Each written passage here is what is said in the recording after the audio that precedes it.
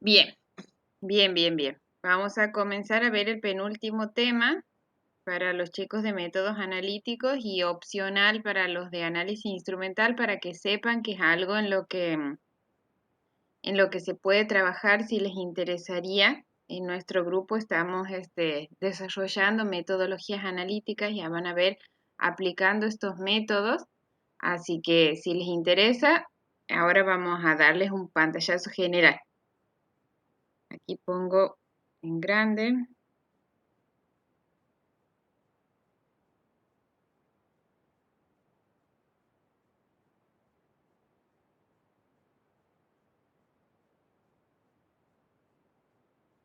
Bien.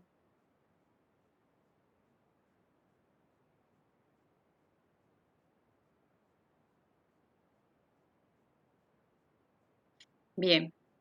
Bueno, la bibliografía recomendada para este caso no es la misma que ustedes vienen manejando, sino ya es más específica del tema de lo que es estadística en química.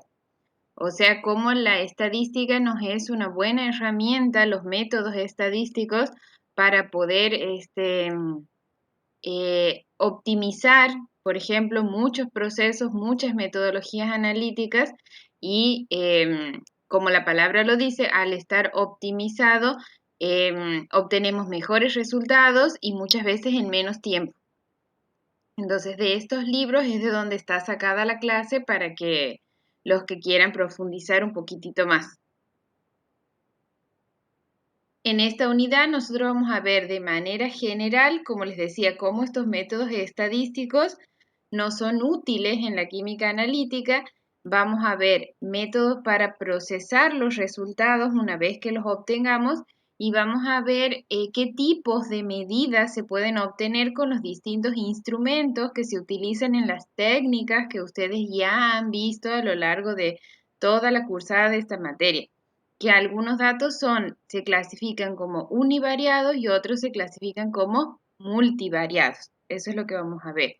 Y en función de si tienen datos univariados o multivariados, es el procesamiento que tienen que aplicar. Por eso es que los tienen que conocer, digamos.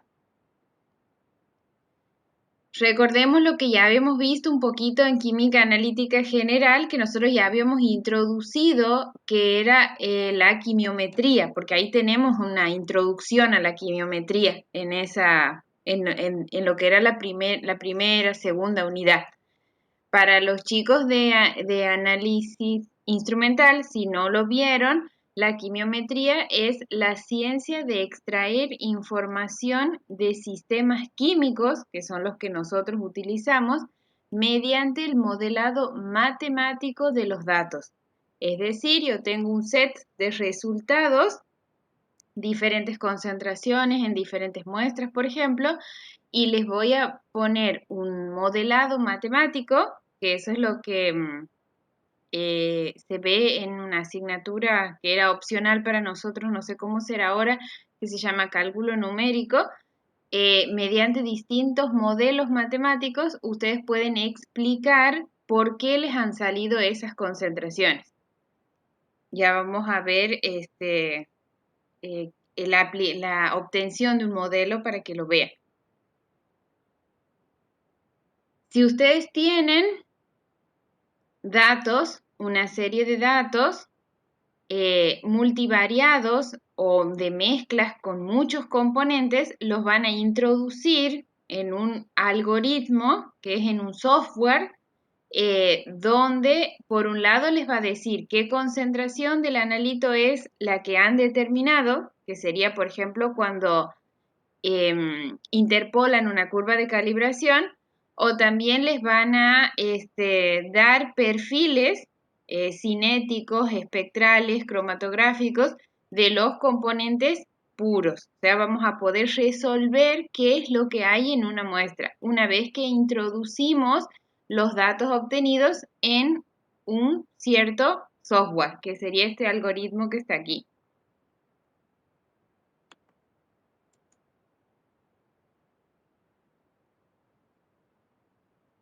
Si nosotros queremos aplicar la quimiometría, mejor dicho, la aplicación de los métodos estadísticos en química analítica o bioanalítica en caso de que trabajemos con muestras exclusivamente de origen biológico, es la quimiometría.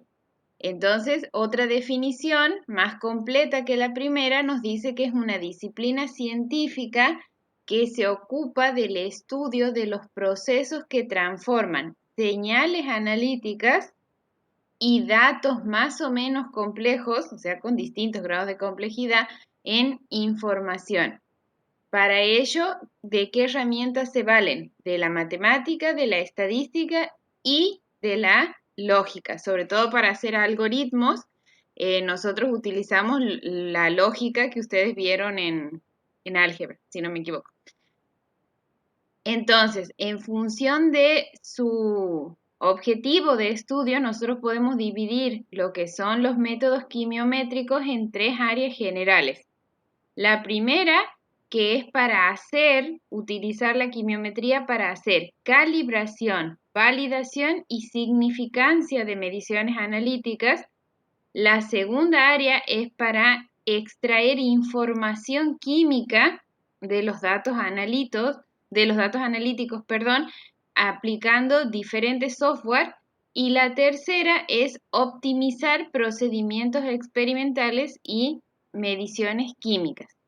Entonces, lo que vamos a ver a lo largo de esta clase es qué comprende cada una de estas áreas y qué es lo que nosotros podemos hacer con nuestras herramientas. Entonces, la quimiometría, este es un gráfico donde están las tres áreas, pero de forma gráfica. Por un lado podemos hacer calibraciones. Por otro lado, podemos, aplicando determinado software de procesamiento de datos, podemos reconocer ciertos patrones de cambio que hay, ciertas tendencias de cambio que hay que nos van a ayudar a explicar nuestros resultados. Y si no, la tercera área que podemos aplicar es el tema de optimización de procedimientos, donde aplicamos herramientas del diseño experimental.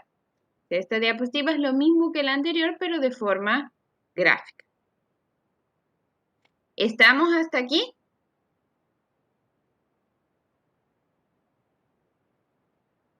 Sí, profe. Bien, entonces nosotros lo que vamos a ver ahora es toda esta historia de los métodos estadísticos en química analítica, la podemos agrupar a las diferentes cosas que podemos hacer en tres grupos, en tres áreas sería. Entonces vamos a ver una por una las áreas. Si vamos con la calibración y validación y significancia de las mediciones analíticas, ¿qué es esto? Primero tenemos que conocer, como les decía, qué tipos de datos tenemos nosotros para poder procesar y analizar. Si nosotros tenemos datos como absorbancia o emisión de un analito particular a una sola longitud de onda, el potencial del electrodo de un ion selectivo, o sea, un solo potencial para un solo analito, o el área de un pico cromatográfico también de un solo analito, decimos que tenemos datos univariados o de orden 0. ¿Y cómo utilizamos esos datos para calcular concentración? ¿Qué hacemos con la absorbancia, o el potencial o el área de una banda cromatográfica? ¿Dónde los metemos?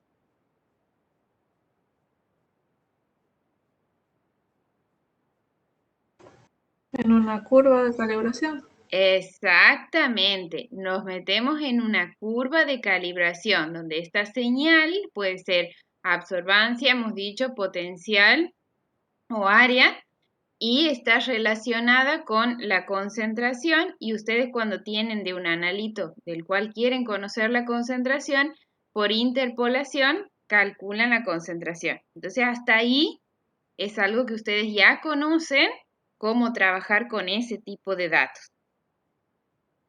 Para poder graficar esta curva, nosotros hemos aplicado el modelo matemático, ven, aquí viene el uso de modelado para poder analizar datos.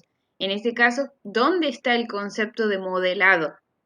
Que nosotros teníamos en los patrones, ¿no? De la curva, una serie de concentraciones que eran nuestras X y una serie de señales que son las Y nosotros, una vez que hacemos solo los puntos, sin hacer la línea recta, viendo el comportamiento de esos puntos, nosotros podemos decir seguramente entre la señal y la concentración hay una relación de qué tipo. Lineal. Una relación lineal. Entonces, eso es hacer un modelado simple. Nosotros hemos supuesto que hay una relación lineal. Entonces, si hay una relación lineal,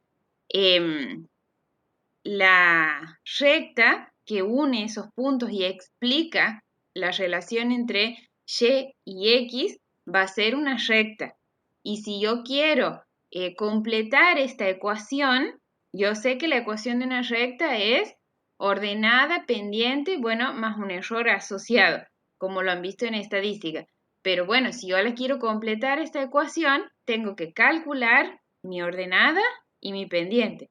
¿Y cómo la calculamos? Con el método de mínimos cuadrados que se utiliza en el modelo de regresión lineal simple. ¿Está? Entonces, eso ya es hacer un modelado. Ahí calculamos los errores en función de las dispersiones que tengamos. Y bueno, y ese modelado nosotros lo podemos hacer en distintos software. Por ejemplo, si queremos hacerlo en el Infostat, pondremos los datos de temperatura. Por ejemplo, queremos ver la variación del peso de una determinada muestra en función de la temperatura que se aplique. Entonces, ¿qué es lo que vamos a hacer? Una variable va a ser la X, que es nuestra variable independiente o regresora, como deben haber visto en estadística, yo le tengo que decir al software cuál es la X, y una variable dependiente que sería nuestra Y. Entonces, si ustedes ponen estos datos, el software les va a dar como salida ya los parámetros de la regresión e incluso el gráfico. También lo pueden hacer, no sé si usan el tema de el origin, donde ustedes tienen una serie de datos, por ejemplo, concentración, que va a ser en X, aquí yo ya le asigno su eje, y el área, por ejemplo, para el ácido clorogénico, que es un compuesto fenólico, que lo he medido por cromatografía, por HPLC, para ser más específicos. Yo quiero saber la relación entre área y concentración. Voy a hacer, planteo que esta relación es lineal, entonces voy a hacer una regresión, selecciono estas dos columnas, la parte de análisis, fitting, que sería hacer un ajuste, y dentro de todos los ajustes que se le puede hacer, por ejemplo, un ajuste exponencial, ajuste sigmoidal, y no, porque esa no es la relación que yo veo entre mi Y y mi X. Entonces la relación que yo veo es una relación lineal. Entonces ese es el que voy a aplicar. Eso sí lo quiero hacer en el Origin. ¿Estamos? En el Excel también se puede hacer. No es, para la próxima voy a agregar cómo se hace en el Excel, como para que tengan las tres opciones. Pero ¿estamos cómo hacer las calibraciones? Sí, profe. Bien. Ahora vamos con datos ya no de orden cero, sino de primer orden. Entonces, ¿cuáles serían estos datos de primer orden? Y bueno, que tengo medidas de absorbancia, pero ya no a una sola longitud de onda, sino a varias longitudes de onda. Entonces estamos hablando de espectros de absorción. Un voltamperograma, ¿qué sería? A ver, medir qué señal en función de qué.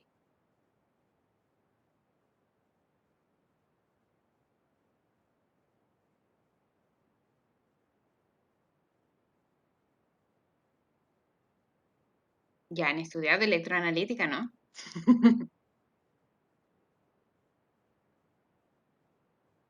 Eso entra en este parcial, ¿que no? ¿Qué es un voltamperograma, chicos?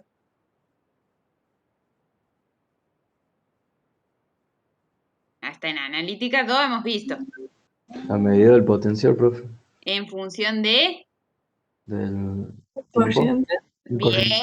Bien, en función de la corriente. En analítica 2 lo usábamos a hacer esas curvas para encontrar la corriente límite o la corriente difusional a la cual vamos a trabajar. Entonces, bueno, ya es un potencial, pero a varias corrientes. O los cromatogramas y electroferogramas, que sería la señal que nosotros estamos midiendo. Pónganse que tienen un detector de arreglo de diodos, esa señal va a ser absorbancia también, en función, esa señal para cada uno de los analitos que encuentren en la muestra, que salen a diferentes tiempos de retención y diferentes tiempos de migración en la parte de electroforesis capilar. Entonces, esos datos ya no son datos de orden 0, sino datos de orden 1. Por ende, nosotros cuando queremos verlos completos a esos datos, hacemos gráficas tridimensionales, donde, por ejemplo, vemos la intensidad de fluorescencia de la emisión para un determinado analito, y como variables no tenemos una sola, sino tenemos la longitud de onda de emisión de ese analito en particular, de la emisión de la fluorescencia, y la longitud de onda de la excitación. O, por ejemplo, en el caso de un cromatograma, yo tengo los distintos analitos que están presentes en la muestra, pero para cada uno de estos analitos que salen a diferentes tiempos de retención, a su vez cada uno tiene un espectro propio, es decir, tiene diferentes valores de absorbancia a determinadas longitudes de onda. Y si yo quiero ver todos los datos en conjunto, sí o sí me tengo que remitir a gráficas tridimensionales. ¿Está?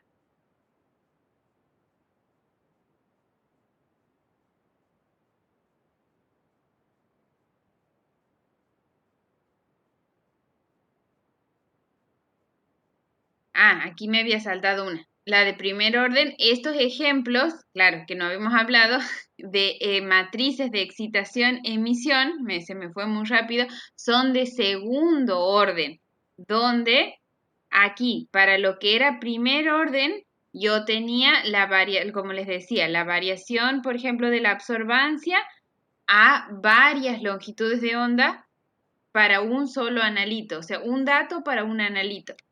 En calibración de segundo orden, lo que yo ya tengo son dos datos, pero para el mismo analito. Entonces ahí hablamos de calibración datos de segundo orden. Y por eso les decía, tengo dos longitudes de onda, pero para el mismo analito. Aquí tengo datos de longitud de onda y de tiempo de retención, pero para el mismo analito. Entonces, por esto ya es de segundo orden. Y el último orden que podemos ver es la calibración multivariada con datos de tercer orden, donde ahí tenemos los espectros que se obtienen en función de varias condiciones diferentes. Por ejemplo, puede ser un espectro en función del pH, el tiempo de reacción o el tiempo de decaimiento. O bien los datos que se obtienen de técnicas en tándem, que sería, por ejemplo, un cromatógrafo gaseoso con detección de espectrometría de masas. Nosotros ahí no solamente estamos hablando de el área bajo la curva, que me va a permitir hacer la relación con la concentración, sino también a la hora de detectar ese analito, cuando hablamos de espectrometría de masas, cuál es el fundamento para decir este analito es tal. En función de qué determinamos los analitos en espectrometría de masa. en función de la absorbancia.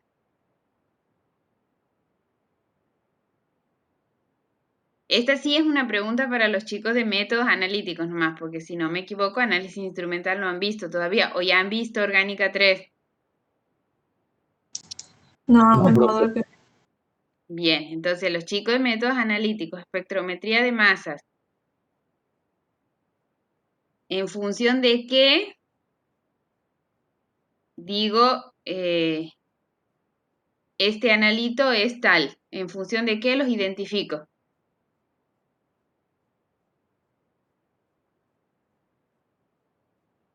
¿Han visto ese tema?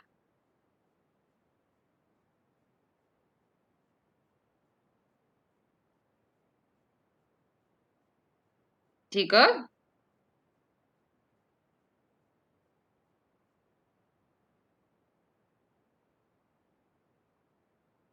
¿han visto la parte de espectrometría de masas?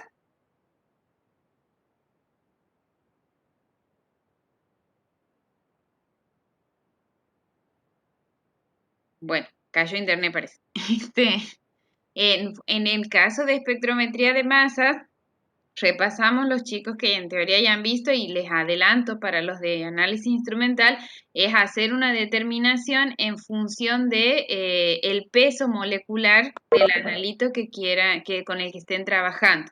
Entonces, en función de cómo se fragmenta, dependiendo de su peso, es que yo identifico ese patrón de fragmentación y digo se trata de tal analito.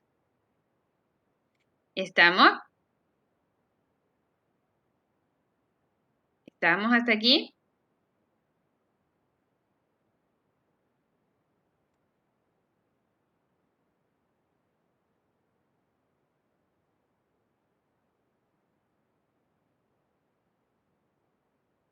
¿Estamos, chicos? sí, profe. ¿Sí? Bueno, dentro de lo que era la primera área de la quimiometría, nosotros hablábamos de hacer diferentes calibraciones. Entonces, en función de los datos con los que estábamos trabajando.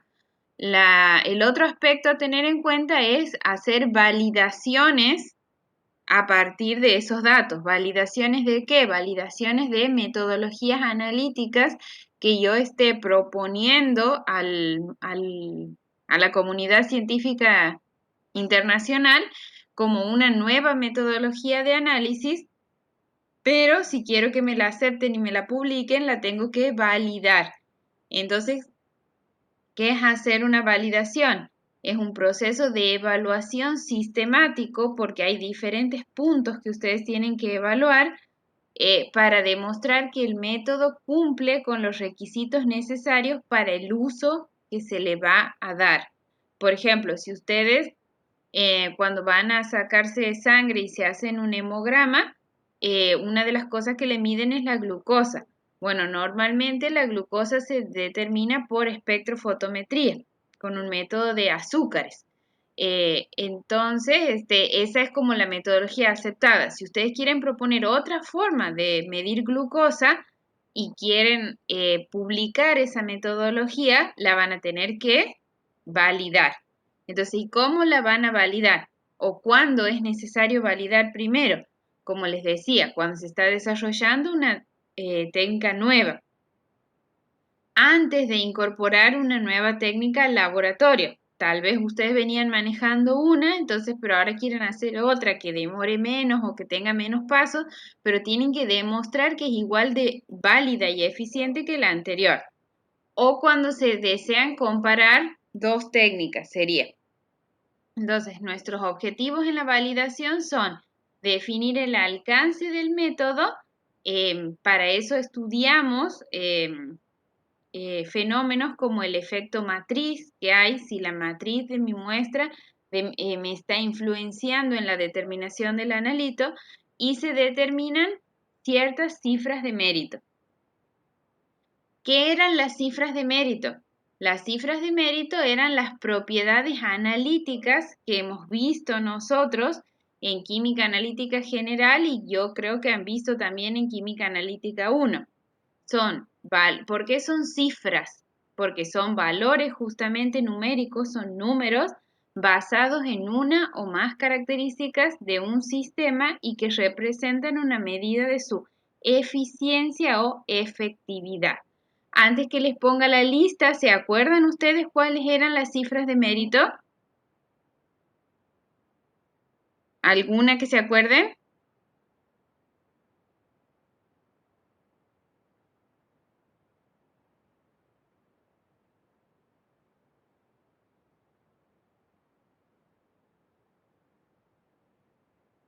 ¿Alguna cifra de mérito o propiedad analítica? Lo tienen que haber visto con los dos nombres.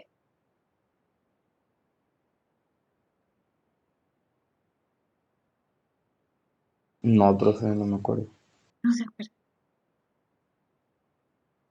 Bueno, van a tener que repasar.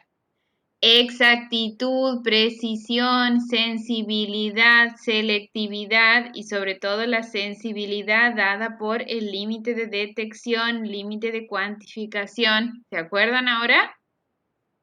Sí, ahora sí. Esas son las cifras de mérito que ustedes tienen que determinar si están queriendo validar una metodología. Por ejemplo, si mi metodología nueva, la que estoy proponiendo, tiene un menor límite de cuantificación, ¿qué era el límite de cuantificación? La menor cantidad de analito que yo puedo determinar en la muestra. Que tenga un mejor límite mi nueva metodología que la que ya existe, sería que puedo determinar cantidades cada vez menores. Entonces eso para lo que es la química ambiental de contaminantes, que las concentraciones de los contaminantes están en pequeños números, es muy importante. O en la parte de alimentos, van cambiando las regulaciones porque van descubriéndose que cada vez niveles más pequeños de determinados componentes en el alimento, por ejemplo, eh, en el vino, en función de cómo los almacenan en los barriles, se pueden generar micotoxinas. Entonces, hay un nivel permitido, que significa que si yo consumo un vino que viene de un ambiente donde había micotoxinas, no me va a pasar nada, pero ese límite cada vez va bajando, entonces yo necesito cada vez metodologías analíticas más sensibles que me permitan cuantificar esos analitos. ¿Estamos?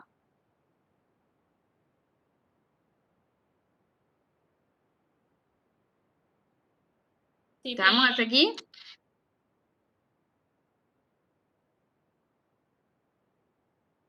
¿Para qué? Ahora, bien, para que ahora podamos pasar a el segundo grupo de cosas que podemos hacer a partir de nuestros estudios quimiométricos. Podemos utilizar diferentes métodos de procesamiento de datos para extraer información de los datos analíticos o de las respuestas que obtenemos cuando estamos estudiando un determinado sistema. Por ejemplo, ¿qué métodos de procesamiento de datos conocen ustedes desde los más sencillos hasta los más complejos? Por ejemplo, ustedes pueden querer saber si un determinado promedio de ciertas medidas analíticas que ustedes tienen es igual o diferente de un valor estándar, o por ejemplo es igual o diferente del valor verdadero o el valor que se acepta como verdadero. Entonces, en ese caso, para resolver esa pregunta, ustedes plantean un sistema de hipótesis, porque lo que van a aplicar es una prueba T-de-Student para poder resolver esa situación. Vamos con un ejemplo. Verificar si el contenido de la salicylate sodium en un alimento coincide con el declarado por el fabricante. O sea, vamos a hacer un control de calidad. Por ejemplo, el fabricante me dice que el contenido de este analito es 85 miligramos por kilogramo. ¿Será cierto o no? Entonces, ¿qué es lo que voy a hacer? Voy a tomar 10 muestras independientes, voy a determinar yo con una técnica específica, una metodología específica, el contenido y voy a obtener una serie de resultados. Los resultados que yo obtuve son estos que está aquí. Yo ahora necesito saber si el promedio de estos resultados es igual o es diferente al declarado. Si es igual, entonces el alimento pasó por el control de calidad, está bien, aprobó el control de calidad. Pero si es diferente, entonces aquí hay una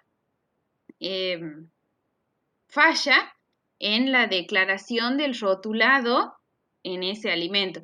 Que fíjense que eso es lo que a cada rato pasa con determinados alimentos, por eso la ANMAT los retira del mercado, porque la información que tienen en sus etiquetas no coincide con las determinaciones que ellos hacen.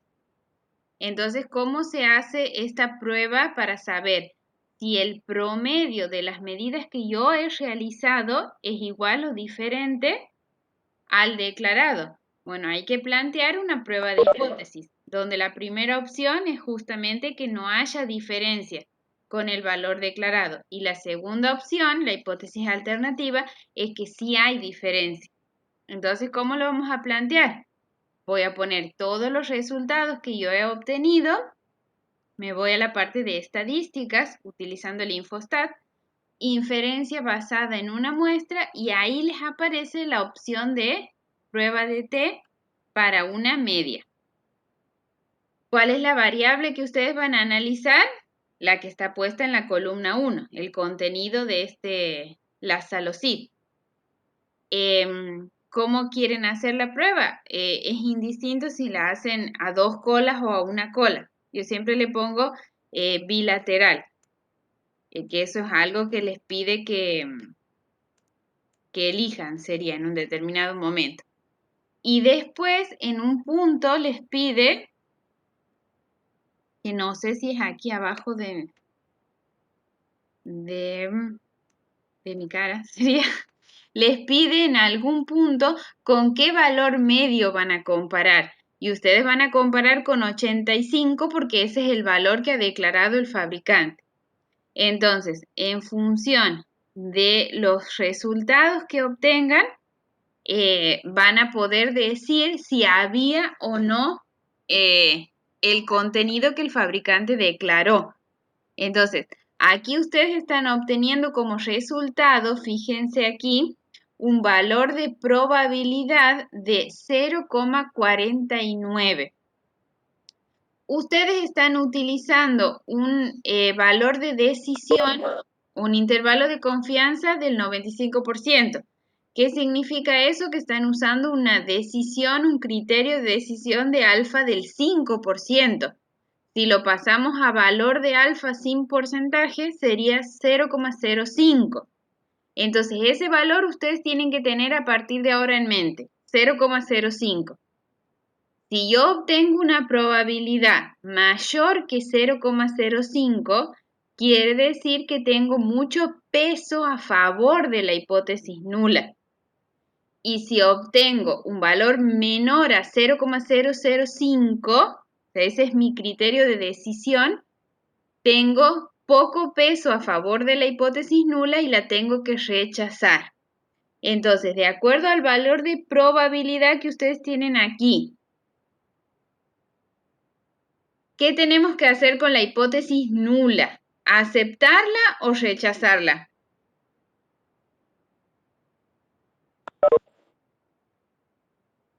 No sé por qué voy a detener la video porque no sé si está.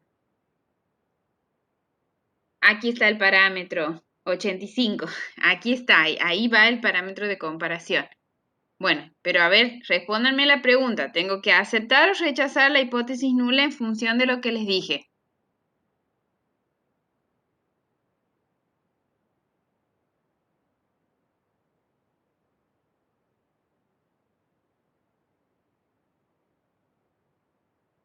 Muchachos, muchachas, ¿están? Aceptar, profe. Sí, muy bien, tengo que aceptar la hipótesis nula. Y si volvemos un poco para atrás, la hipótesis nula me decía, vamos a ver si, la hipótesis nula me decía que no hay diferencia estadísticamente significativa entre la medida que nosotros hemos hecho y el valor declarado por el fabricante. Entonces, dado este valor de P, tiene que decir que yo acepto la hipótesis nula y mi alimento pasó la prueba de control. Entonces no lo voy a sacar del mercado. ¿Está?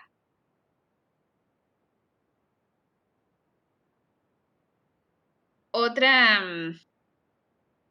comparación que yo puedo querer hacer y para lo cual me van a resultar útiles las herramientas estadísticas de comparación es si, por ejemplo, quiero saber si dos laboratorios analíticos determinan iguales o diferentes concentraciones, pero sobre las mismas muestras. Entonces yo quiero determinar fosfato en el agua de un río, entonces le doy una serie de muestras, de réplicas, perdón, de la misma muestra a un laboratorio y una serie de réplicas a otro laboratorio. Entonces ahora lo que yo quiero comparar es si el promedio de estas determinaciones entre el laboratorio A es igual al del laboratorio B o la hipótesis alternativa me va a decir que el promedio significa que son diferentes, sería. Entonces, para hacer eso, ahora, en lugar de poner los datos de un solo laboratorio, como he puesto hace rato, ahora tengo que poner de los dos, porque no es que tengo que comparar con un determinado, con una determinada media, tengo que comparar con entre las dos sería, entre los dos grupos. Entonces pongo todos los datos y hago inferencia basada ahora en dos muestras, pero también me sirve la prueba de T-de-Student. Entonces, ahora tengo que agregar no solamente la variable que estoy evaluando, sino por qué valor la clasifico. Entonces, yo sé que hay ciertos resultados, ciertas variables que pertenecen al laboratorio A y ciertas variables que pertenecen al laboratorio B. Por eso le agrego ese criterio de clasificación. Y la salida, una vez que ustedes hacen el análisis, es esto. ¿Qué es lo que tenemos que ir a ver? El valor de la probabilidad obtenida. Nuevamente he trabajado con un 95% de confianza, entonces mi valor de decisión sigue siendo 0,05. ¿Qué decisión deberían obtener ustedes a partir de aquí? 0,0463. Un rechazo. ¿Hay que aceptar o rechazar la hipótesis nula? Rechazado.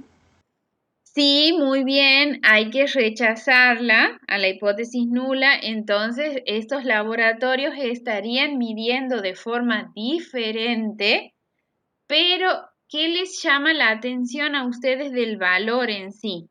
Por eso se lo he dejado.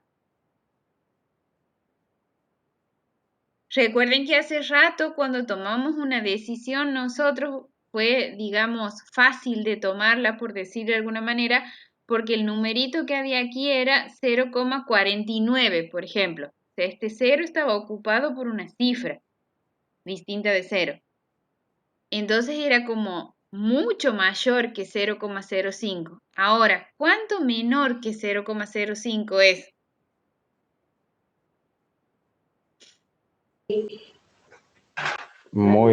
O sea, no hay tanta diferencia. No hay tanta diferencia. Bueno, yo lo he dejado justamente al ejemplo para decirles que cuando tienen valores muy próximos al límite de decisión que tienen que tomar, no es conveniente tomar una decisión bajo esas condiciones, porque no estamos seguros de para qué lado, de si aceptamos o rechazamos la hipótesis nula, va a ser el más correcto. Entonces, cuando ustedes están muy cerca del valor de la decisión, lo que tienen que hacer, bueno, en este caso para ambos laboratorios, es tomar un mayor N. Ustedes aquí, fíjense, tienen 1, 2, 3, 4, 8. 8 determinaciones en cada uno de los laboratorios. Bueno, tomen 20 determinaciones en cada uno de los laboratorios. O sea, su N es igual a 8. Bueno, aumentenlo a 20 para que este valor se les incline bien y tomen la decisión sin ninguna duda. Entonces, cuando están muy cerca, el valor de probabilidad les da muy cerca del valor de decisión, tienen que aumentar el N. ¿Está? Es un criterio de trabajo que tendrían que adoptar. ¿Está? Bien, profe. Bien. Y aquí resulta que ustedes estaban comparando las medidas de dos laboratorios. ¿Qué hubiera pasado si yo tengo que comparar medias, pero ya no tengo solamente dos grupos? Tengo más de dos grupos para comparar. Intervienen más de dos medias. En ese caso, la prueba de T me resulta insuficiente. Y yo tengo que aplicar el método que ustedes seguramente han visto ya de análisis de la varianza. ¿Para qué me sirve este método? Por ejemplo, comparar la concentración de una proteína en solución, pero para muestras almacenadas en más de dos condiciones diferentes, en 3, 4, 5, 6 condiciones diferentes. ¿Está?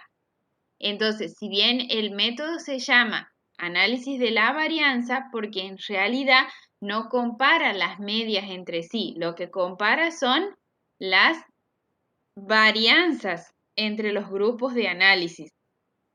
Y nos va a decir que nosotros podemos, si hay diferencias significativas entre los grupos de análisis que son más de dos, quiere decir que la variabilidad se debe a los diferentes tratamientos de conservación y no al error experimental.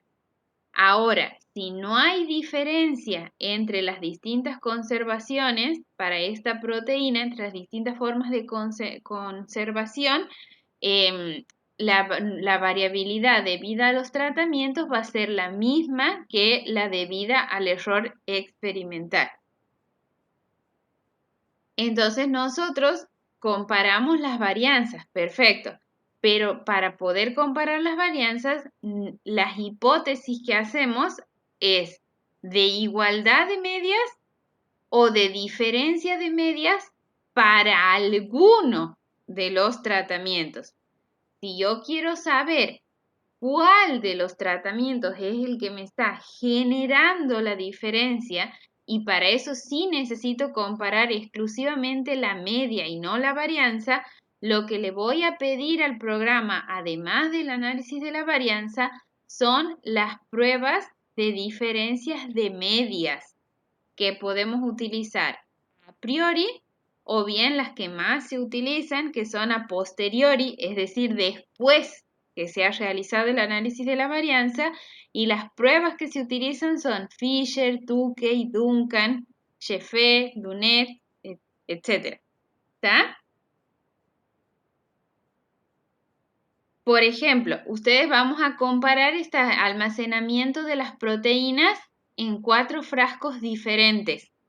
O sea, de entrada ya tengo más de 2 grupos. Tengo 4 grupos de comparación, entonces una prueba de T no me sirve. Tengo que comparar con un análisis de la varianza para saber si la proteína se almacena de la misma manera en las 4 condiciones o si hay alguna condición de almacenamiento mejor todavía. Y obviamente esa va a ser la que voy a elegir para guardar la proteína. Entonces, ¿cómo vamos a hacer? Tenemos que cargar todos estos datos en el Infostat y si van siguiendo con el menú de estadísticas, le piden análisis de la varianza. Y bueno, y ahí les va a dar, no lo hice a eso es lo que estoy viendo. Ahí cuando hagan el análisis les va a dar la salida que la salida no va a ser otra cosa más que también un valor de probabilidad y vamos a las hipótesis. Recuerden, la hipótesis nula es que todas las medias son iguales. Entonces, si ustedes trabajan con un 5% de decisión como criterio de decisión, un valor de probabilidad mayor que 0,05 los va a llevar a aceptar la hipótesis nula y no hay diferencia entre las formas de conserva. Ahora, un valor menor que 0,005 les va a decir que si hay diferencia, que al menos uno de estos frascos está generando esa diferencia, ya sea que lo conserva peor o lo conserva mejor. Eso lo van a ver de acuerdo a ustedes a la concentración de la proteína en ese frasco. Y si aplican después, le dan el criterio de selección, las pruebas a posteriori, si eligen hacer las pruebas a posteriori, por ejemplo, la que más se utiliza es la de Fisher, les va a decir si es que había diferencia, cuál de estos frascos es el que está generando la diferencia. ¿Sí?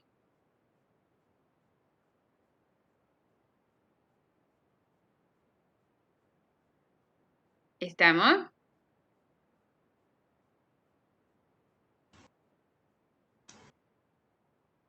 Sí, profe. Bien. Entonces, este era el ANOP. Ahora, fíjense que ustedes hayan analizado su variable de respuesta era el contenido de esa proteína en cada frasco, el contenido de esa proteína nada más. ¿Qué pasa cuando yo tengo un grupo de muestras, por ejemplo, las que dicen en este paper que son 16 cultivares de zanahorias, pero a cada muestra yo no le mido una sola cosa? ¿Te acuerdas, Meli, de las veces que vos no fuiste a ayudar al laboratorio? ¿Cuántas cosas medimos nosotros a la misma muestra?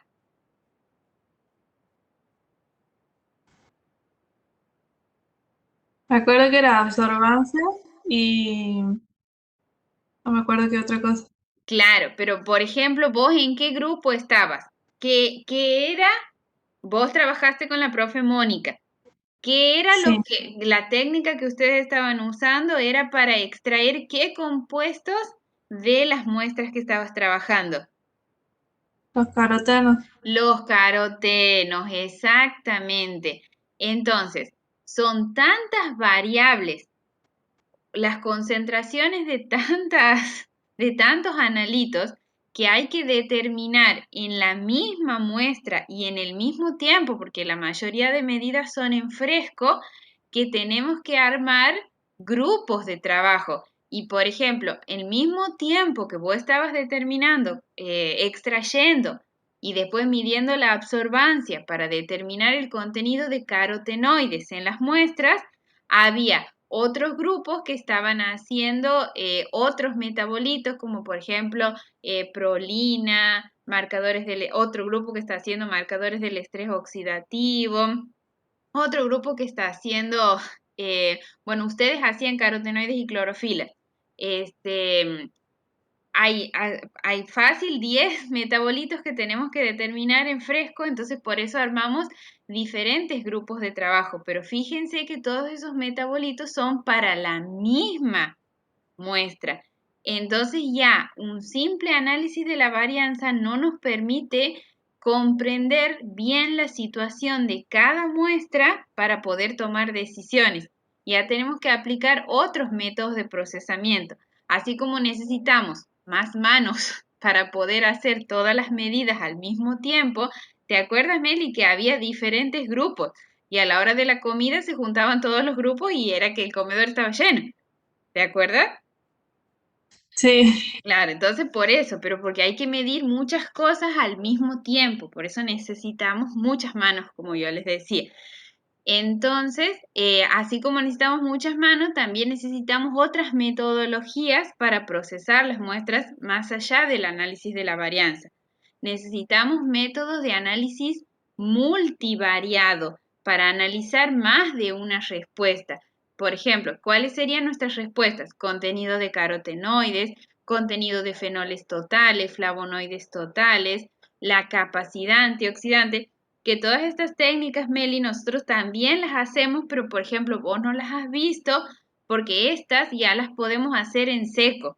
Y eso significa que ya la misma persona, la dueña de la tesis sería, ya la puede ir haciendo en diferentes semanas, total el material ya está seco. Entonces ahí no necesita tanta ayuda, pero sí medimos todas estas cosas también nosotros.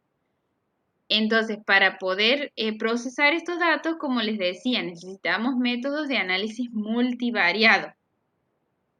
Dentro de esos métodos de análisis multivariado, ¿qué opciones tenemos? Y depende de lo que queramos hacer. Si queremos agrupar a nuestras muestras en diferentes grupos, valga la redundancia, por ejemplo, estresadas y no estresadas en las muestras que nosotros tenemos, o si las queremos clasificar dentro de cada grupo a su vez, del estresado y del no estresado, nosotros tenemos subgrupos porque ya sea a las muestras estresadas como a las controles les aplicamos a su vez diferentes bioestimulantes para saber cómo responden a cada uno y si en definitiva logramos ayudarlas a superar el estrés. O sea, más o menos les estoy diciendo qué hacemos en el laboratorio nosotros. Dentro de los métodos, ¿cuáles son los métodos que agrupan y los que clasifican? Tenemos varias opciones y cada una se elige en función de los datos que nosotros tenemos y de si responden a nuestras preguntas. Sería, nosotros el más utilizado normalmente es el análisis de componentes principales, por eso se los remarco, pero si quieren opciones, tienen todas estas y cada una tiene su forma de hacerse que hay que estudiarla en particular. El que más se utiliza es el de componentes principales, donde en líneas generales, ¿qué es lo que se pretende con este análisis de componentes principales? Habla de poder agrupar las muestras en diferentes situaciones y reducir el problema que nosotros tenemos. Tal vez tengamos 20 variables para analizar. Bueno, vamos a hacer como que tenemos menos variables para analizar. ¿Y cómo vamos a lograr eso? Haciendo agrupaciones. Entonces, ¿y cómo vamos a hacer esas agrupaciones? A partir del análisis de componentes principales, nos va a decir cuál de esas 20 variables o cuáles de esas 20 variables son las más importantes y las que determinan una real diferencia entre mis grupos de muestras. Entonces, lo que voy a tener yo, bueno, se cargan los datos en sistemas similares a sistemas matriciales para que el resultado final sea este que está aquí, donde en cada cuadrante de mi eje cartesiano yo voy a tener los diferentes grupos de muestras y cada una de estas flechitas son las variables que yo he analizado y cuanto más largas son las flechitas significa que más importante es esa variable a la hora de decidir si un grupo es diferente de otro. Entonces eso me permite seleccionar las variables con las cuales yo voy a seguir trabajando. Es decir, ir reduciendo mi conjunto de datos a lo más importante sería. ¿Cómo sé yo que he logrado la reducción óptima? Es decir, si yo tenía 10 variables, por ejemplo, y me dice que esas 10 variables yo las puedo resumir en dos componentes principales, en 1 y 2. Si esas componentes principales no me explican más del 60% de la variabilidad, bueno, tengo que hacer de nuevo el análisis e ir incorporando cada vez más componentes principales hasta lograr explicar toda la variabilidad del sistema. O sea, como ven ustedes, es un poco más complejo que un simple análisis de la varianza, pero a la hora de tener varios analitos para tomar decisiones de una, en el caso nuestro, de una muestra en situación de estrés y otra que no está, no nos queda otra que recurrir a estos métodos. ¿Está? Para Profe, hacer... pero o Ajá. sea, Sí, para dime. elegir las variables, ¿uno tiene que hacer antes el análisis igual? Eso es lo que no entiendo. Claro, vos tienes que poner todas las variables que tienes, por ejemplo, aquí está en esta tabla, por ejemplo, aquí sería para una semilla, ponele que es híbrida y otra que no. Entonces, todo lo que le has medido, una columna, por ejemplo, para carotenoides, otra columna para clorofila, otra columna para marcadores del estrés oxidativo, otra columna para fenoles, y así, etcétera, etcétera, etcétera. Cargas todo lo que has medido, ¿para qué? Para pedir el análisis de componentes principales y a medida que vas avanzando en el procesamiento de datos, te va a ir diciendo de todas esas variables que vos has analizado, cuáles son las principales en torno a cuáles de ellas son las que realmente te marcan una diferencia entre los grupos. Pero de entrada hay que poner todas las medidas que hemos tomado. Por eso es que tomamos todas las medidas, no algunas nomás. ¿Está? Bien, sí. Bien. Bueno, ahí están todas las variables que nosotros tenemos que poner. Le pedimos el análisis de componentes principales. Y bueno, por ejemplo, aquí era, por ejemplo, se midieron diferentes propiedades para saber si, para comparar entre dos grupos, tomates transgénicos y tomates no transgénicos. Entonces, donde vean ustedes zonas rosas, son los tomates transgénicos y los azules los que no son. Entonces, esos grupos yo los he podido hacer en función de, bueno, mejor dicho, estos investigadores los pudieron hacer en función de la selección de las principales variables para saber cuáles son las que le marcaban principal diferencia, sería. Y bueno, para la próxima clase, bueno, ahora no tuve tiempo, les voy a agregar un ejemplo con nuestros metabolitos, así sea más familiar, digamos. Y más aún si alguno de ustedes ha tenido la posibilidad de ir a medir con nosotros. Que por cierto, todo el que esté interesado en hacer una experiencia de laboratorio entre diciembre, enero y febrero son más que bienvenidos. Nosotros les enseñamos a hacer determinadas técnicas en función de la ayuda que necesitemos y después les damos un certificado. Y si les gusta el tema, después también son invitados a volver. ¿Está?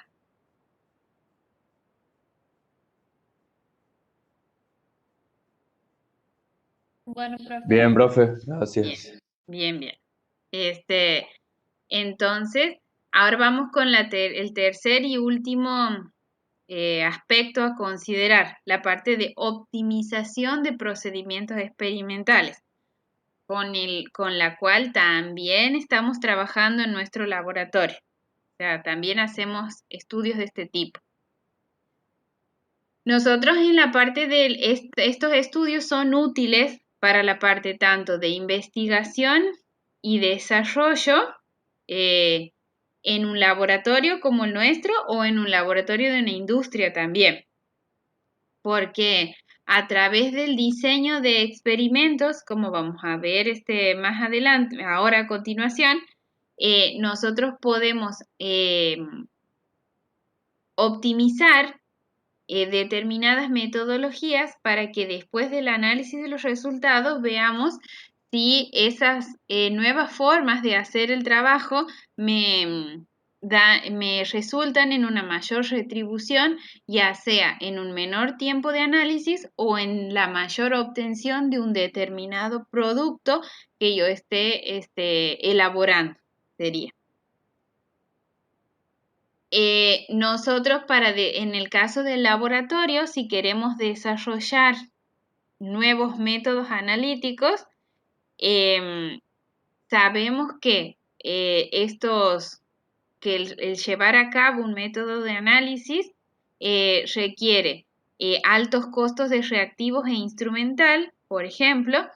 Entonces, si nosotros logramos reducir el consumo de esos reactivos, por ejemplo, haciendo menos experimentos y llegando lo mismo a resultados confiables, estamos optimizando el proceso de análisis.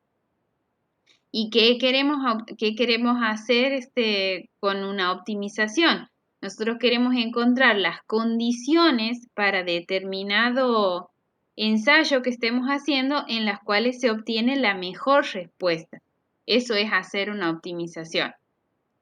Para hacer la optimización, normalmente nosotros nos encontramos con que el proceso que nosotros queremos optimizar, llámese una nueva metodología analítica o un fermentador, por ejemplo, en una industria, hay varias variables que influyen en el proceso. Entonces nosotros las tenemos que considerar a todas, utilizar diferentes valores de estas variables, meterlos dentro del proceso y vamos a obtener una serie de respuestas.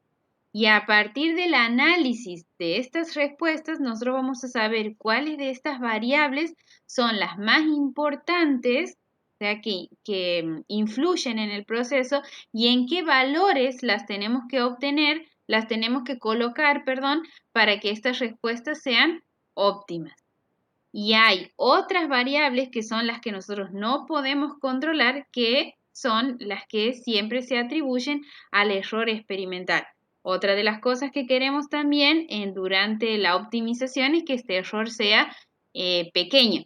Entonces vamos a ir controlando qué valores nos va dando como para saber si estamos haciendo bien la experimentación.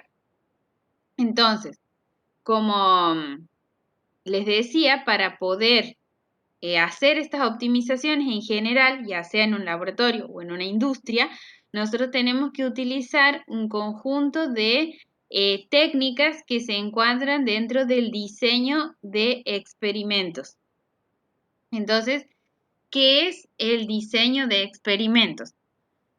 Hay un paper que lo cuenta a modo de un cuentito, para hacerlo más entendible. Entonces, en este paper, él dice que para introducir al diseño experimental en un reino muy, muy, muy lejano, como dicen todos los cuentos, había un rey que quería optimizar una reacción química, encontrando determinados parámetros que hagan obtener un mayor rendimiento, en el rendimiento más alto en esa reacción. Él sabía de antemano, porque hay dos formas de saber cuáles son esas variables más influyentes. Una, si yo no conozco nada del sistema en estudio, tengo que hacer un estudio preliminar con, supónganse, 10 variables influyentes, y después de ahí hago un screening, se llama eso, me entero que de esas 10, solo 5 son las que me generan diferencias, entonces para el segundo ensayo ya trabajo con 5. Puedo ahorrarme esa etapa de análisis si yo conozco el sistema, por ejemplo, con bibliografía. Si yo sé que en el nuevo sistema de estudio solo la temperatura y el tiempo de la reacción son las variables influyentes, no hago la primera etapa, voy directamente a analizar estas variables. Entonces, en este caso, el rey sabía que temperatura y tiempo son las que estaban involucradas. Y él también conocía en qué rangos había que mover la temperatura y el tiempo para encontrar el mayor rendimiento. Y también sabía, como último criterio, que si se pasaba de temperatura o si se pasaba de tiempo de reacción, en lugar de obtener altos rendimientos, va a obtener bajos. Entonces, por eso había que optimizar. Entonces, la primera persona en aceptar el desafío, porque el desafío era que el que optimizaba y le decía al rey cuáles eran las mejores condiciones para que la reacción dé el mayor alto rendimiento, se podía casar con su hermosa hija o con su hermoso hijo, dependiendo del sexo del ganador. La primera persona, era una persona que tenía mucha experiencia en optimizar muchas reacciones químicas. Esa era la primera persona. Por ejemplo, este viejito. Entonces, ¿qué es lo que propone él? Dice que primero va a optimizar la temperatura y luego el tiempo. ¿Qué significa eso? Que él va a probar 4 temperaturas, supónganse, 20, 40, 60, 80 grados, pero a todas las iba a someter al mismo tiempo de reacción, 10 minutos, supónganse. Y después, cuando quiera de ahí va a encontrar la mejor temperatura a los 10 minutos, y cuando quiera optimizar el tiempo, va a utilizar esa temperatura, supónganse 50 grados, y va a ir optimizando el tiempo en diferentes condiciones. Ahora va a ser 50 grados a 10, 20, 30, 40 minutos, supónganse. Entonces él, trabajando de esa manera, encuentra que a 75 grados y 40 minutos el rendimiento de la reacción para él, 52,1%, es el máximo que se podía obtener. Entonces, ser nuevo príncipe era bastante fácil, había sido bastante fácil. Hablando en términos de diseño experimental, la estrategia que aplica este competidor se llama estrategia de análisis clásico o bien univariada, donde lo que yo hago es eso, ir moviendo los diferentes factores que influyen, las diferentes variables, de a una por vez. Entonces, primero mantengo todo constante la temperatura y muevo el tiempo, o al revés. Primero mantengo todo constante el tiempo y muevo la temperatura, y después mantengo la temperatura constante y muevo el tiempo. Entonces, de esa manera, él había llegado a esta respuesta. Fíjense que cuando mantenía constante el tiempo en 20 minutos y movía la temperatura a 75 grados, encuentra un 40% de rendimiento. Y a 75 grados, pero cuando ahora mueve el tiempo, pudo aumentar ese rendimiento un poquitito más a 52,1%. Y esto es lo que se llama estrategia clásica o univariada. Como ustedes saben, todo lo clásico siempre es lo que primero se ha manejado en torno a estos tipos de estudios. Pero hoy en día, así como en otros ámbitos, no manejamos solamente técnicas clásicas, manejamos también técnicas modernas.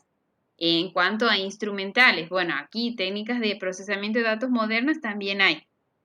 Por eso es que había otro segundo concursante que no tenía experiencia con el problema específico y dice que en su currículum solamente tenía un curso de diseño experimental. Entonces, ¿él qué hizo? Él escribió el rango en el que tenía que variar la temperatura y el rango en que tenía que variar el tiempo. Esos dos datos se los pone en un software y el software me dice cuántos experimentos tengo que hacer con diferentes combinaciones de temperatura-tiempo. O sea, voy a ir moviendo las dos variables al mismo tiempo, no de a una por vez. Y eso, en consecuencia, es una de las grandes cosas que permite el diseño experimental: reducir el número de experimentos a realizar en un laboratorio. Entonces el software le dijo: mira, vos tienes que hacer estos 9 experimentos. Y en cada experimento vas a hacer la combinación de temperatura-tiempo que el software te dice. Y en la combinación número 5, él encuentra que a 60 grados de temperatura 40 minutos de reacción obtuvo un rendimiento de 55,1, que ya es mayor, fíjense, que el que había obtenido el otro científico con la estrategia univariada. Otra de las cosas que nos permite el diseño experimental es, como nosotros, a partir de estos datos de temperatura, tiempo y su respuesta, que es el rendimiento, vamos a hacer un modelado, nos permite predecir cuál sería un rendimiento en alguna condición que tal vez nosotros no hayamos probado. Por ejemplo, fíjense aquí que él no probó 60 grados y 45 minutos. Él probó 60 y 40. Pero en la condición que él no probó, el modelado nos dice que se puede obtener incluso un rendimiento superior. ¿Cómo hacemos nosotros para creer que eso sucede? Nos vamos y hacemos esta combinación temperatura-tiempo y verificamos si se obtiene el rendimiento que el modelo me lo predice. O sea, otra ventaja del tema del diseño experimental es que me permite saber cómo va a ser la respuesta en condiciones aunque no las haya probado. ¿Estamos? Sí, profe. Bien. Ese modelo, profe, se lo hace, ¿cómo se lo plantea? Y bueno, eso es lo que te por ejemplo, ahí está la ecuación. Vos tienes la temperatura y el tiempo, son tus dos variables a mover. Tus dos variables X sería X1 y X2. Y el rendimiento es tu variable Y. Entonces vos colocas todos estos datos en un software y el software te da una ecuación que te explica cómo varía Y, el rendimiento, en función de las variables que vos has analizado. Y esa ecuación puede ser, por ejemplo, esta sería una ecuación de segundo grado, porque tenemos hasta x al cuadrado, y con interacción. Entonces, ¿qué te está queriendo decir con este modelo?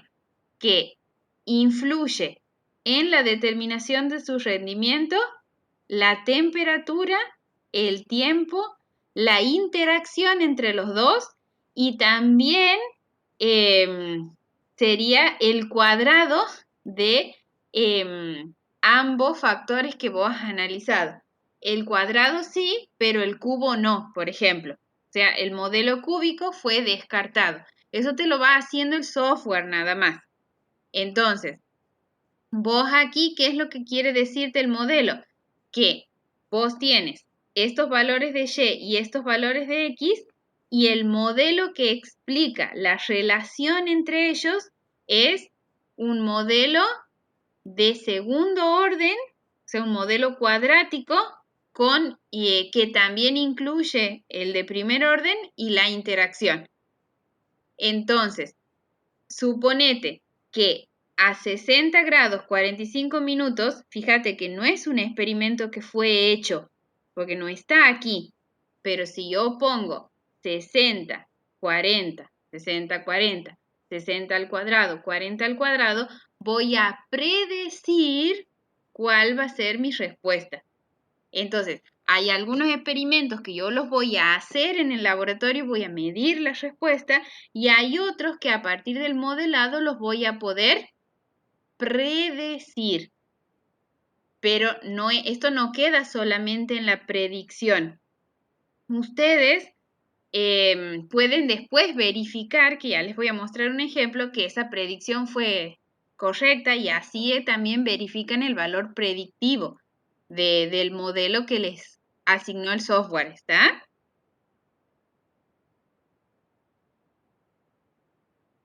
Esto no, o sea, no lo Sí, profe. hacen, no lo hacen ustedes, ustedes no dicen, usted viendo los datos así, por ejemplo, no dicen el modelo que me explica, esta relación va a ser cuadrático, va a ser lineal, va a ser cúbico. no lo dicen, eso se los dice un software con el que se trabaja y de acuerdo a distintos valores que ustedes van viendo en el software van descartando uno u otro modelo hasta llegar a obtener el modelo correcto. ¿Está?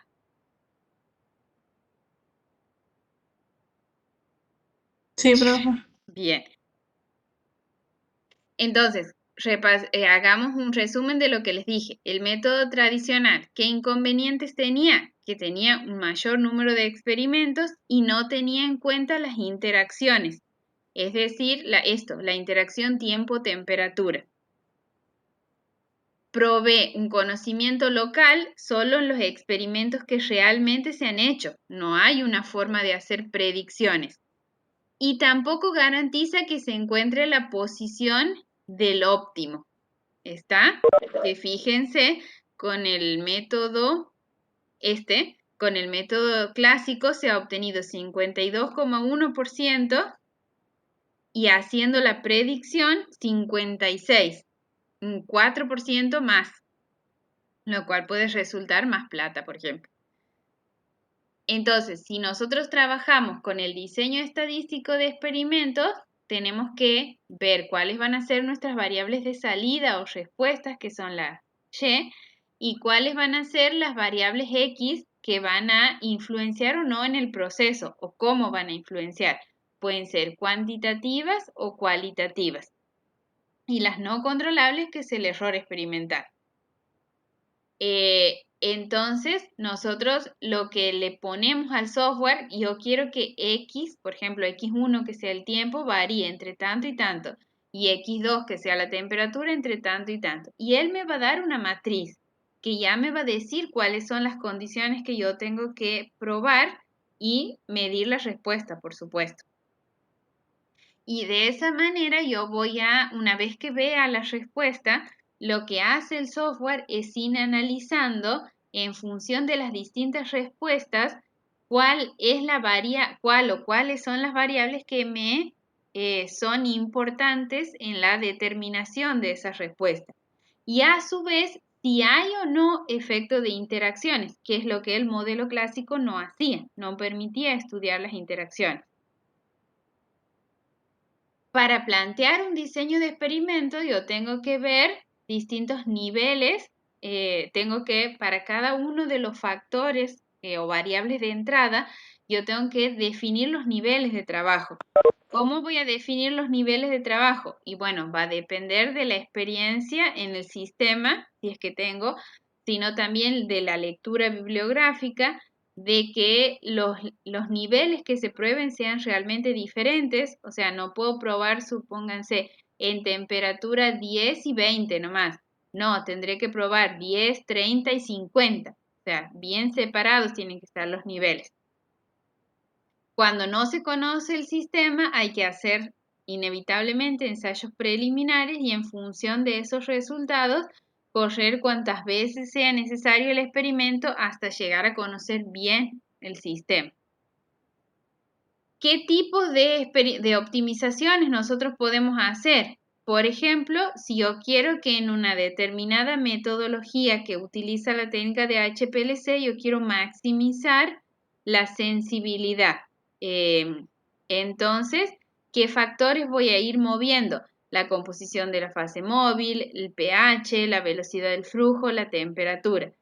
¿Qué niveles tendré que ver? Cuando hablo de qué niveles voy a estudiar, bueno, qué fases móviles voy a probar, qué valores de pH voy a utilizar, qué temperaturas voy a utilizar. Entonces eso sería esto que les cuento, una aplicación analítica, porque lo que estoy optimizando es un método analítico, con el objetivo por ejemplo, de aumentar la sensibilidad. Pero también puedo querer optimizar la producción, por ejemplo, de un fermentador, que la reacción de fermentación me obtenga el máximo rendimiento. Entonces, ¿cuáles son las variables que voy a ir cambiando? Temperatura, pH, fuerza iónica, de todo lo que se le agrega a un reactor, que de eso saben ustedes un poco más que yo. Pero también les puede servir esta metodología para hacer optimizaciones de este tipo. no solamente optimizaciones analíticas. Nosotros, en nuestro laboratorio, sí la aplicamos a desarrollos de métodos analíticos. Entonces, nosotros, ¿qué es lo primero que hacemos? Evaluamos los factores que influyen, si son significativos o no. Y luego aplicamos lo que se llama diseño de superficie de respuesta, que es esa tablita que nos dice qué experimentos vamos a ir haciendo, medimos las respuestas y después hacemos la optimización en el software midiendo algo que se llama función deseabilidad, que el valor máximo de esa función de deseabilidad tiene que ser cercano a 1, entonces si lo hemos obtenido quiere decir que hemos podido optimizar el proceso. Si no lo hemos obtenido, a eso hay que volver para atrás, sería. Si no he obtenido la función de deseabilidad máxima, tengo que volver hacia atrás y hacer de nuevo la optimización. Les doy un ejemplo. Nosotros la primera vez que hemos aplicado esta metodología de optimización fue con la Lore cuando hizo su tesina de grado y ahora hay otra chica que la está haciendo también y está también optimizando una metodología analítica para determinar otro compuesto químico. En el caso de la Lore, su tesina era caracterizar químicamente diferentes extractos de diversas fuentes vegetales. Para poder caracterizarlos, ella tenía que extraer la mayor cantidad de compuestos bioactivos de esas fuentes para tener un extracto justamente potente, rico en esos compuestos bioactivos. Entonces, lo primero que ella hizo fue optimizar la metodología de extracción de estos compuestos de los sistemas, de las fuentes vegetales que nos han provisto para el análisis. Entonces, ¿cómo hizo ella para optimizar la metodología de extracción? Bueno, ella vio que había tres metodologías, que había una metodología clásica y dos no tan clásicas, que una era el Soxhlet y la otra era el ultrasonido, esa no era clásica ya, y el microondas. Entonces, ¿qué es lo que hizo ella? Primero comparó, como un ensayo preliminar hizo, primero comparó entre Soxhlet, ultrasonido y microondas, cuál de esas técnicas de extracción resultaba ser más efectiva para un grupo constante de condiciones, sería. Y ella encontró que era el microondas el más efectivo. Pero como nadie había dicho cuál era lo más óptimo en el microondas, cuáles eran los valores de las variables influyentes más óptimas en el microondas, ella se puso a optimizarlo. Entonces, que ustedes piensen qué factores pueden influenciar en una extracción. Y bueno, por ejemplo, el solvente que nosotros estamos utilizando. Ese podría ser un factor. Nosotros habíamos visto que la mayoría de los solventes que utilizaban eran mezclas hidroalcohólicas. Entonces, lo que hicimos fue poner diferentes porcentajes de agua, porque cuanto más agua tenga mi sistema, supónganse más green, más eco-friendly, sea más verde, más amigable ecológicamente, es mi técnica. Entonces, por eso estudiamos la posibilidad de poner porcentajes mínimos hasta máximos de agua en el solvente. Cuanto más agua tengamos, es más verde mi técnica. La relación muestra-disolvente, es decir, hasta cuánta cantidad de muestra puedo poner para una determinada cantidad de solvente, el tiempo de extracción y la potencia a la cual voy a colocar el microondas. Entonces, estas eran mis variables de entrada. Estos son mis X, sería. Y yo tengo que elegir entre qué valores voy a mover estas variables en función de experiencias previas o de datos de la literatura y pongo todo en el software y el software me da una salida de este tipo. Esto es lo que me da el software. Me dice, usted va a tener que correr 29 experimentos o sea, 29 frasquitos, 29 extracciones hay que hacer, donde en la extracción 1 tiene que poner la cantidad de agua en -1.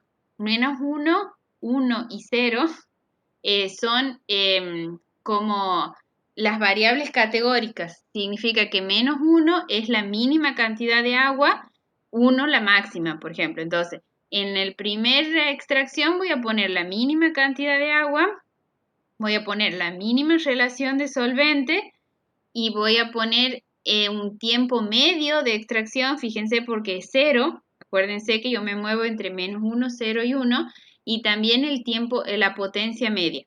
De esa manera voy a hacer la primera extracción.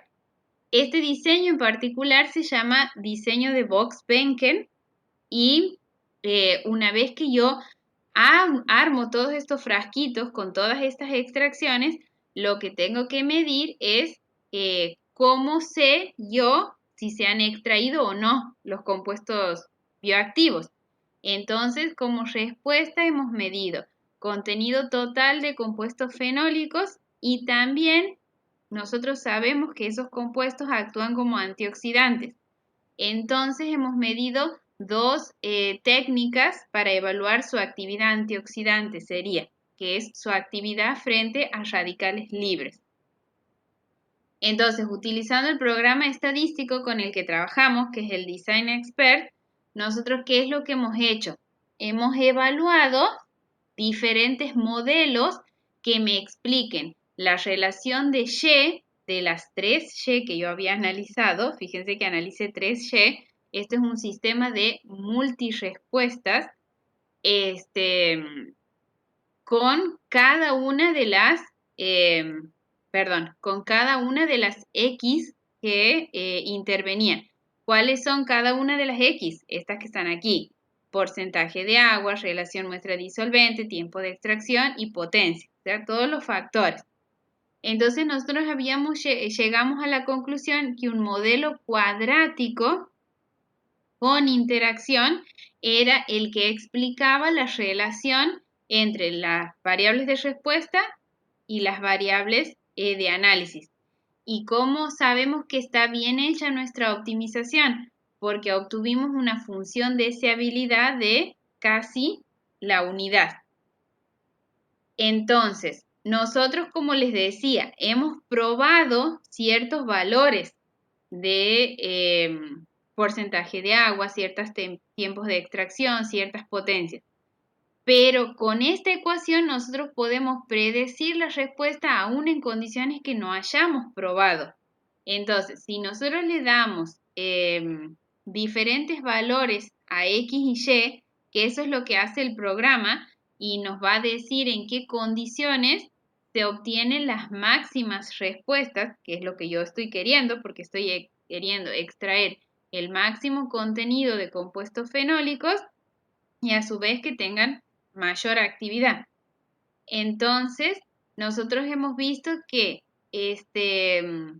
estos máximos valores se obtenían para un conjunto de valores de X que nosotros no habíamos probado. Entonces, ¿qué es lo que tuvimos que hacer? Armar por triplicado al menos esas extracciones en esas condiciones, de manera que tenemos por un lado el valor predicho por la ecuación y por otro lado el valor experimental que nosotros obtenemos. Si no hay diferencias estadísticamente significativas, que fíjense que esos son los que representan estas letritas, si no hay esas diferencias, significa que mi modelo tiene un alto valor predictivo y que he encontrado realmente las condiciones en las que se extraen máximos contenidos fenólicos y de máxima actividad por extracción asistida con microondas. ¿Está? Más Sí, o profe. menos. ¿Entendieron lo que hizo la Lore en su tesina? Profe, Sí. el último caso de las variables analizadas sería el que mejor se ajusta al modelo. O sea, nosotros Eso no lo he copiado aquí. Nosotros hemos encontrado qué porcentaje de agua, qué relación muestra disolvente, qué tiempo de extracción, que si no me equivoco eran 2 minutos, me parece, y qué potencia del microondas, que si no me equivoco eran como 60 watts, es lo más óptimo. A eso es lo que apuntamos nosotros. ¿Qué niveles de estas condiciones son los que me van a generar la mayor respuesta? Bueno, en este caso, las mayores 3 respuestas. Ah, bien. A eso apuntamos nosotros.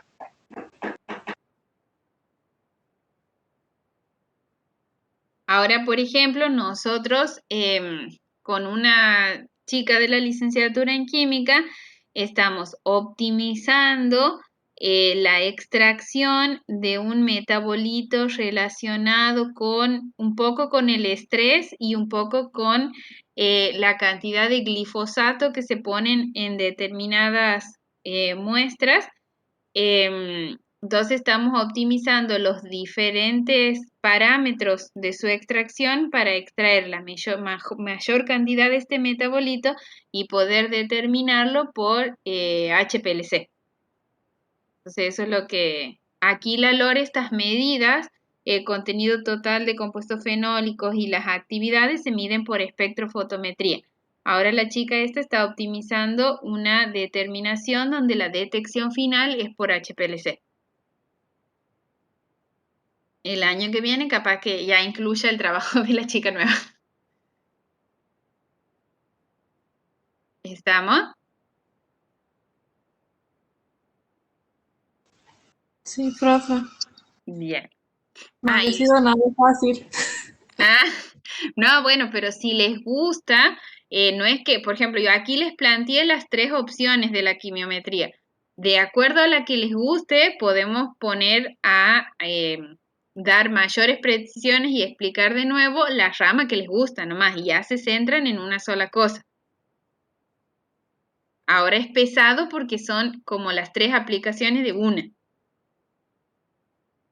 Pero cuando uno entra por ejemplo, bueno, Pamela, que ella me dice que hace mucho que no ve estas cosas así, como que le cuesta, bueno, pues ya se demoró en la carrera, pero sin embargo le gustó y fue entendiendo cuando solo vimos la parte esta del diseño experimental. ¿Estamos? Sí, Sí, profe. profe. Bien. ¿Quieren hacer alguna pregunta o detengo la grabación nomás?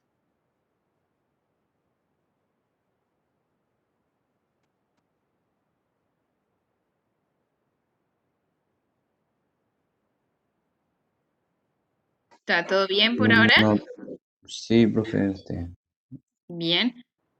Como recalculando se me hace. Ajá. Bueno, voy cortando la grabación y así se me empieza a convertir.